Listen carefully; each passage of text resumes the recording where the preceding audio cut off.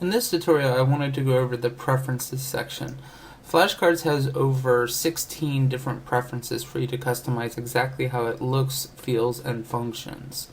When you bring up the preferences, you'll see the first option is your account information. This is for your FlashCards Online Tools account. I recommend you do register.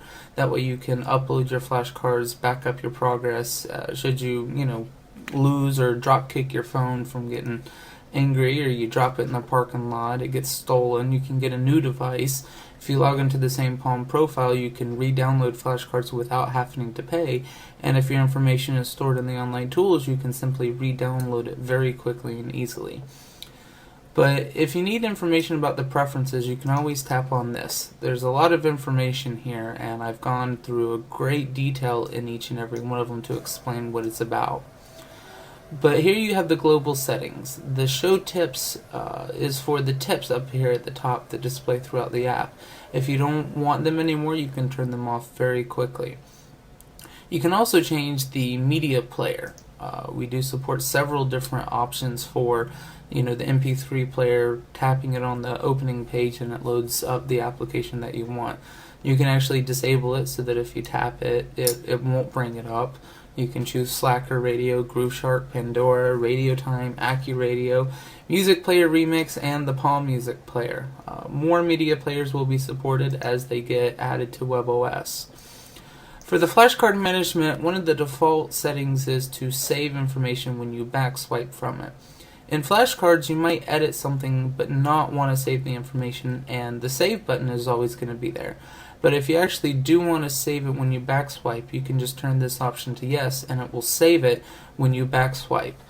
If you make any mistakes while you're editing, those will be saved as well, but you can always edit them out. For the study card settings, there's a lot of options.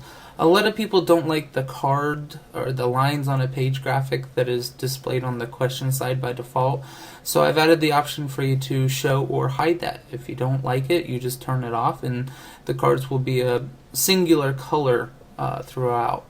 The card color, there's over 10 to choose from: chalkboard, white, pink, blue, yellow, orange, green, black, gray, and red. So you can choose which option works for you. A user recommended black be added because he imagines closing his eyes and seeing the information on the back of his eyelids, and by studying with a black card and white text, it helps him visualize that information better. You can find your own preference, whether you like blue or you like pink, or if you have another method that you use, one of these options are available. By default, each of the card colors has its own text color, but if you want to change it, you can. I recommend you be careful with this. If you choose a white card and then white text, you will not be able to see the information. But pretty much the same options are available, so you can customize it as you need to. By default, all the text inside the card is centered, but should you want to change it, you can left align it and right align it. The text size has an auto grow feature where the text will try and fill up as much space as it possibly can in the actual card information.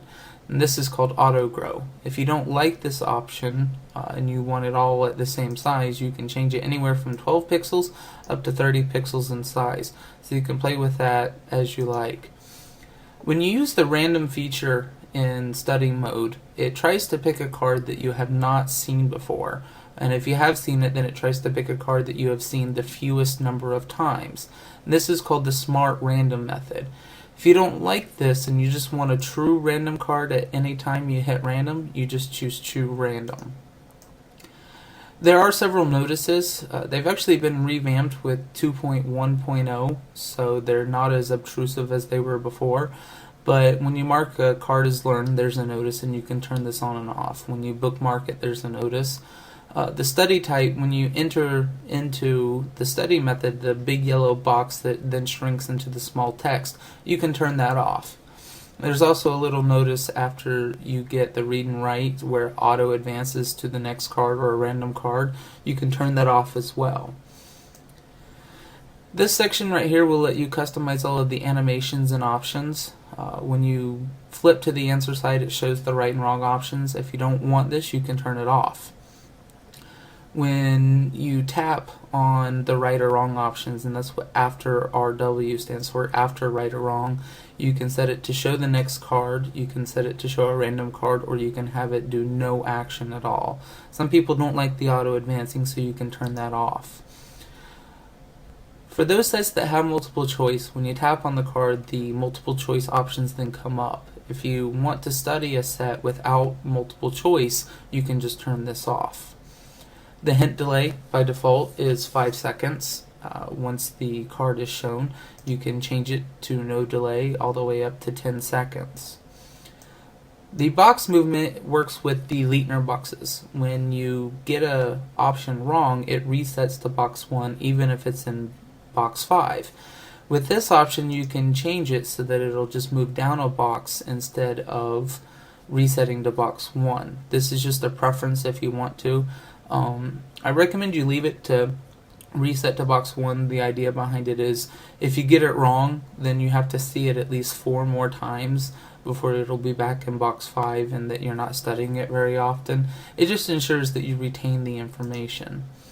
Here is the card swipe options. When you swipe a card from left to right, it goes to the previous card in the set. If you want to, you can change this to just pull up a random card, so you can study however you want to. Same thing for swiping from right to left. It'll show the next card in the set, but you can change this to a random. These are the preferences. There's over 16 of them. If there's something that you think should be in here that isn't, please let me know, and I will be sure to add it as a preference.